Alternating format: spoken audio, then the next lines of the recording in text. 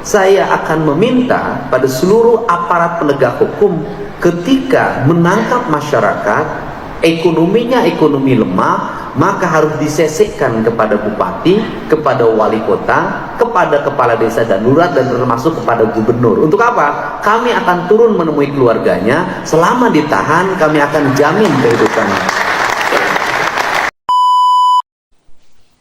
Assalamualaikum warahmatullahi wabarakatuh.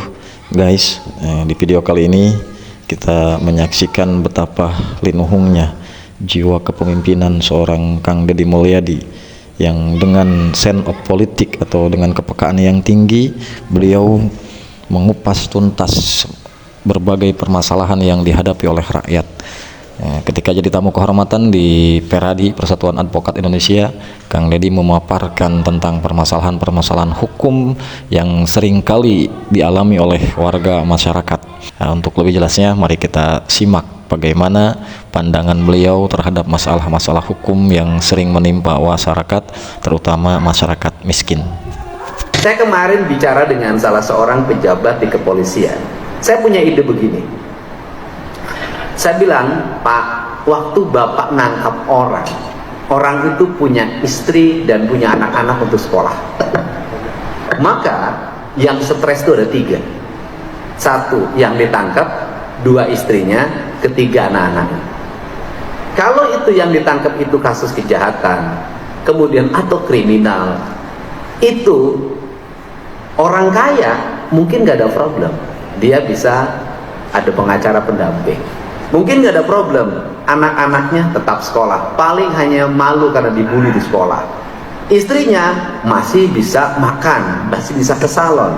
Pertanyaannya adalah, ketika yang ditangkap itu masyarakat miskin dan dia mencuri atau melakukan kejahatan untuk menutupi kemiskinannya, maka itu bencana sosial.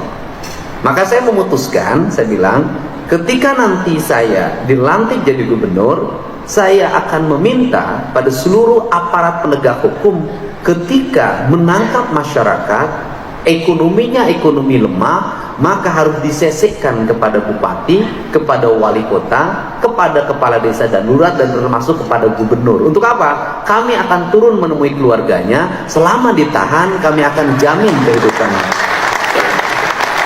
Ini problem. Sehingga saya katakan, bisa jadi suaminya ditangkap, istrinya jadi PSK. Bisa jadi suaminya ditangkap, anaknya itu jual diri. Kenapa? Untuk menutupi rasa lapar dalam dirinya. Ini problem kemiskinan yang akan timbul karena proses hukum. Untuk itu negara harus hadir menyelesaikan. Maka saya punya pengalaman betul. Ketika saya dulu jadi bupati, setiap orang yang keluar dari penjara maka harus datang ke kantor saya. Kenapa? Karena dia ketika pulang, 1, istrinya bisa jadi sudah kawin lagi.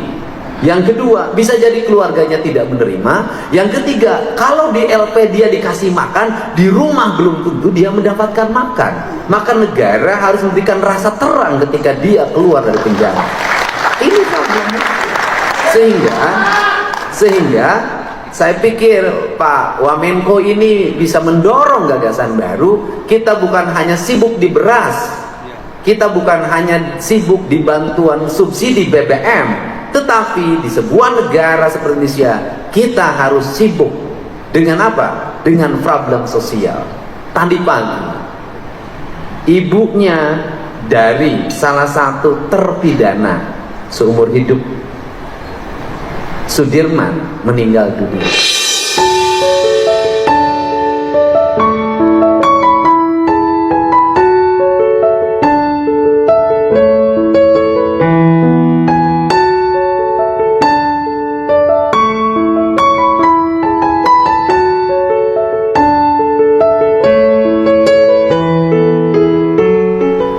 Pertama saya di WA, ketika masuk rumah sakit dia nggak punya BPJS. Saya katakan udah masuk umum saja.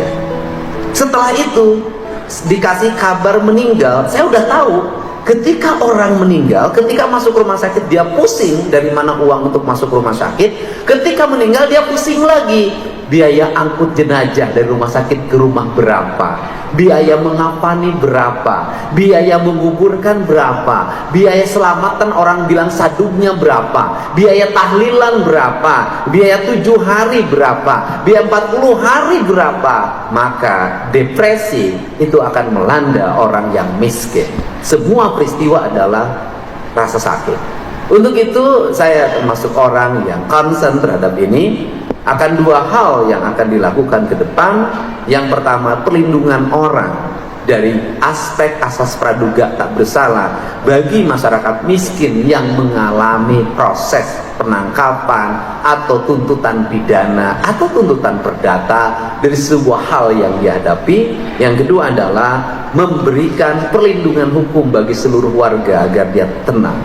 Kasus Cianjur itu juga sama. Ketika keluarganya ditahan, suaminya ditahan, istri dan anak-anaknya bagaimana? Sehingga saya waktu itu memutuskan, sudahlah, sampai keluar dari tahanan keluarganya saya jamin kehidupannya. Ini banyak kasus seperti ini. Yang berikutnya adalah kasus yang paling menonjol hari ini, foto adalah hak atas tanah. Hari ini memang investasi berjalan, tetapi di balik itu juga banyak orang yang hari ini mengatasnamakan investasi, kemudian dia mendapat hak guna usaha dari negara atas tanah yang dimiliki dan dikuasai oleh negara, kemudian menggusur orang-orang yang sudah puluhan tahun tinggal di sana. Itu juga problem baru lagi. Kenapa? Ketika mereka digusur dari tempat tinggalnya, mereka harus pergi kemana? Di situ bernegara berlaku tidak adil. Orang yang baru datang mendapat hak pengelolaan, orang yang puluhan tahun tinggal di sana terusir. Ini problem, mungkin bukan hanya di Jawa Barat, di berbagai tempat. Untuk itu mudah-mudahan pertemuan hari ini kita bisa memberikan jalan yang terbaik bagi upaya membangun rasa keadilan di masyarakat. Dan saya, walaupun hak hakim adalah hak yang mandiri, hak yang independen, atau hak otonom yang tidak bisa diintervensi siapapun, tapi saya yakin doa Pak Oto bisa segera putusan Mahkamah Agung terhadap 7 terpidana segera turun dan mudah-mudahan bebas. Karena publik selalu bertanya pada saya, Kang Deddy Mulyadi sudah jadi gubernur, ai pembunuh pina irarek bebas. Nah ini saya bilang itu kan hakim, bukan saya. Dan ini yang saya sampaikan. Dan pada akhirnya orang yang bekerja dengan ikhlas, penuh keyakinan, membela kebenaran, saya yakin Tuhan akan selalu memberikan jalan keselamatan. Tapi orang yang menzalimi, orang yang mengkriminalisasi, walaupun dia bebas hidupnya, tapi hatinya dia tidak merdeka dan tersiksa.